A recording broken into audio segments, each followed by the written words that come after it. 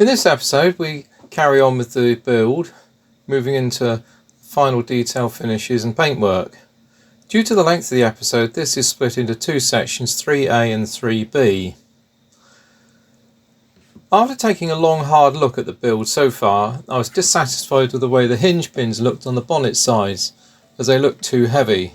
So I carefully shaved them off, cleaned up the markings and made up some smaller hinge pins.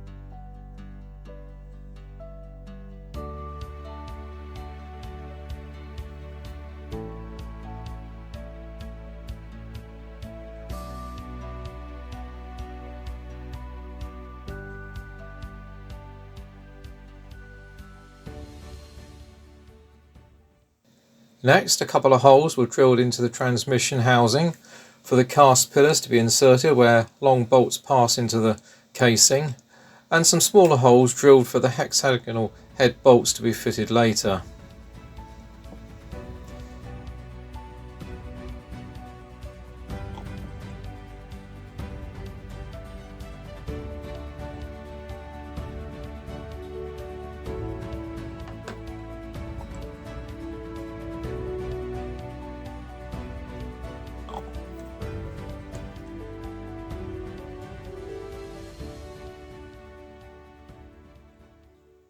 Once these had dried, I started a new tube of Humbrol model filler, mixed up with some polysolvent, and using an old paintbrush, stippled this onto the surface of the transmission housing to represent an iron casting.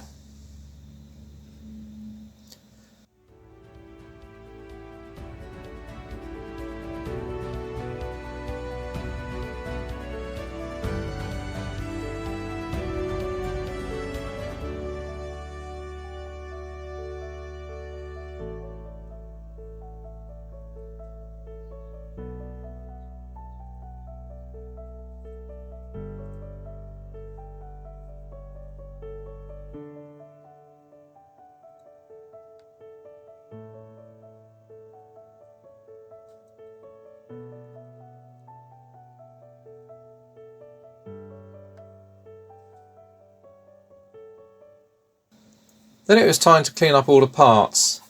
The bodywork, chassis and transmission housing were all washed off in a bowl of warm water with a tiny drop of washing up liquid and put to one side to dry. Then the brass parts were given a wash off in a glass dish of cellulose thinner and again allowed to dry.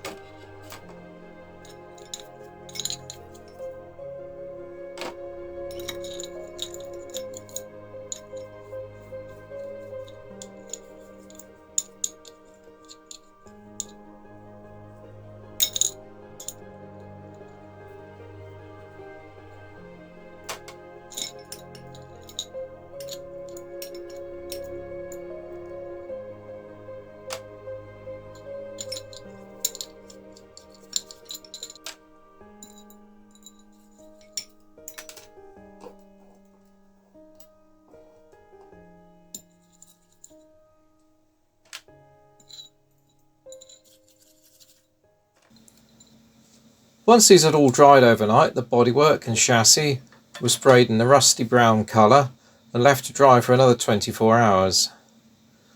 Meanwhile, the brass parts were sorted out into the ones that needed etch priming and those I wanted to give a metal patina finish under their paintwork. These went into the chemical solution for 6 hours until they built up a nice dark black finish. Once these had been removed, washed off in warm water and allowed to dry, they were polished up for the metal finish to come apparent.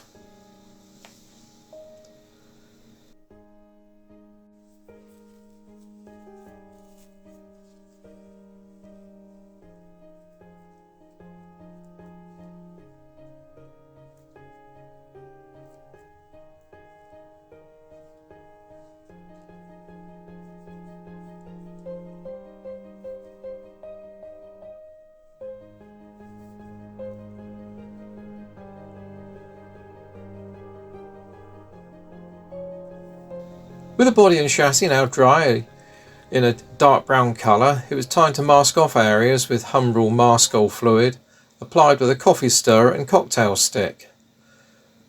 This had had a chance to dry. Large salt crystals were added onto the mix to set up the mask.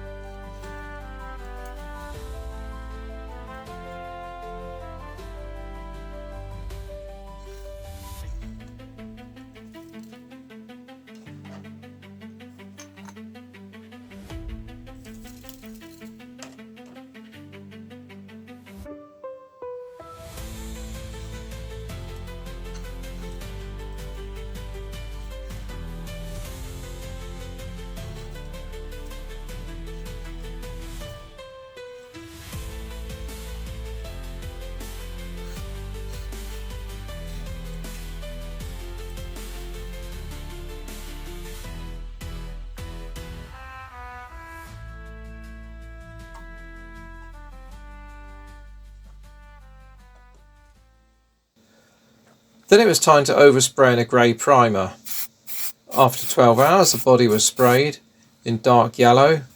This is almost a caterpillar digger yellow for shade. Halfords no longer name their tins as per vehicle make, they're just various shades of paint, so it's difficult to know where we are with this.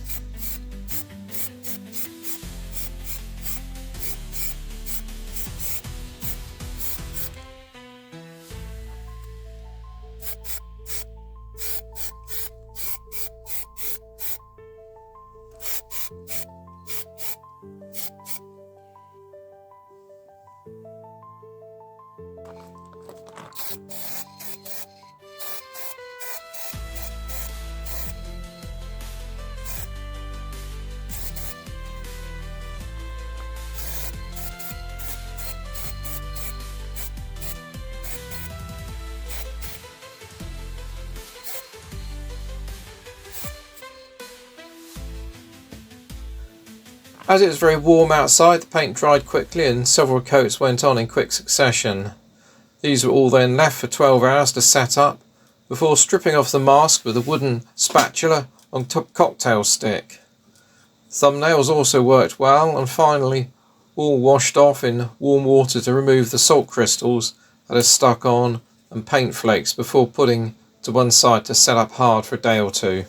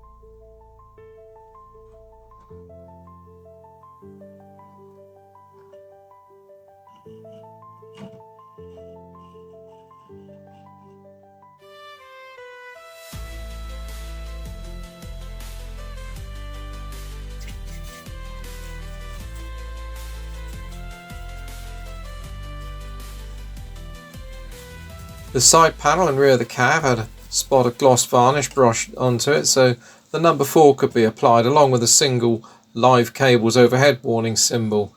Then this was left to dry for a further 24 hours, following which the area is given a quick spray of satin varnish. A day or so later, the running plate was given a touch of brick red oxide paint to act as an undercoat for the black top coat, covering the running plate and chassis. The first coat seemed to go on as a thin glaze, requiring further coats to build up the volume.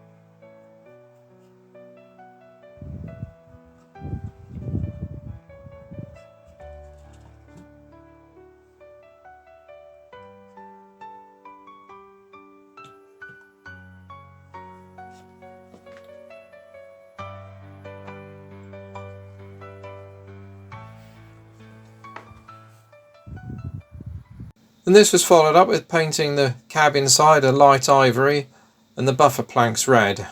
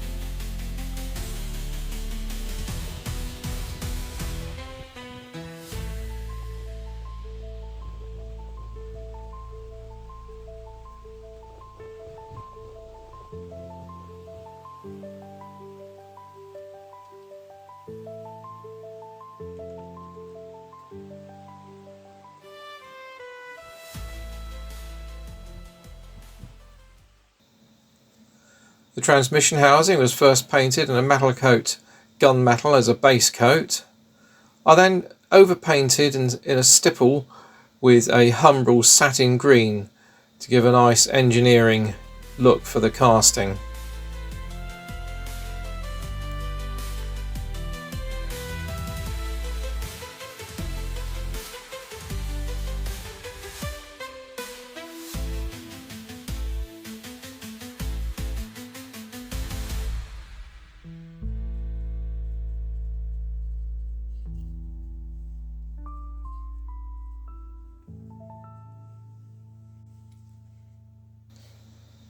Following this, I then use Humbrol dark brown and some leather to add detail to the peeling rust patches, and added detail to start with using a bit of nylon pan scourer and sponge stippling on the mix for rusty chips and scratches. While this was drying, some of the controls were painted by stippling on some red paint, and the transmission received a further touch of green paint in the same way.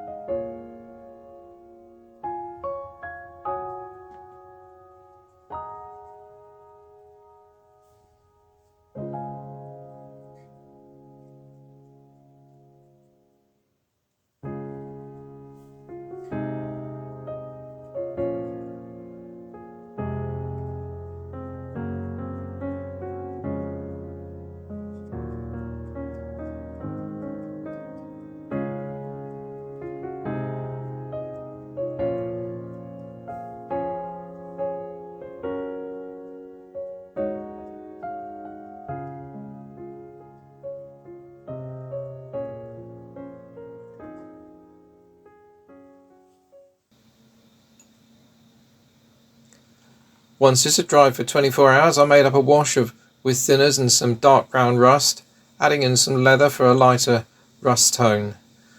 Brushed this on in making sure to keep the brush strokes vertical, left this to dry for a few hours and repeated the same again to build up the finish. Once I was happy, I sealed this on the whole loco with Humbrol satin varnish.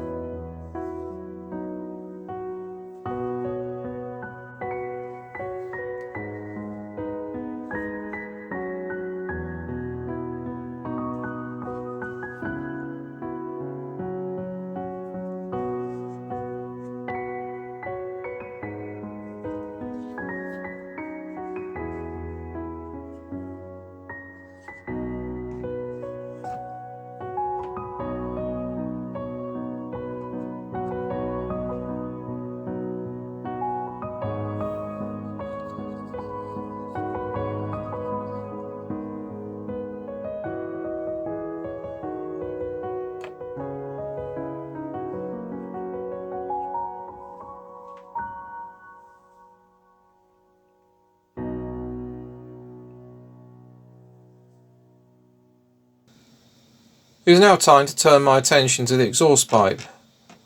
Unless an engine is sat in the open and not used, the exhaust pipe will stay relatively rust-free. So for the effect, I primed with etch primer, then some red oxide and grey primer. And first, using a sponge and paintbrush, I stippled on some mid-grey, followed by dark brown in quick succession so they blended on the surface. This was then followed again by further stippling applications of various shades of rust, finally some matte black washed on in the joints.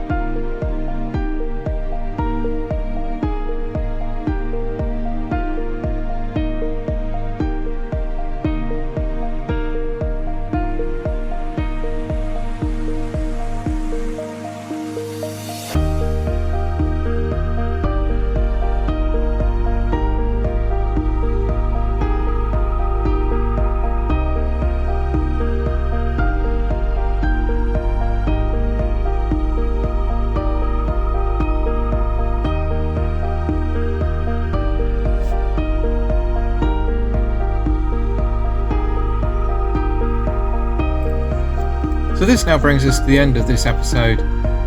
We will return in the next episode where we will be covering further detail applications of weathering and a finished product which we will then be test running.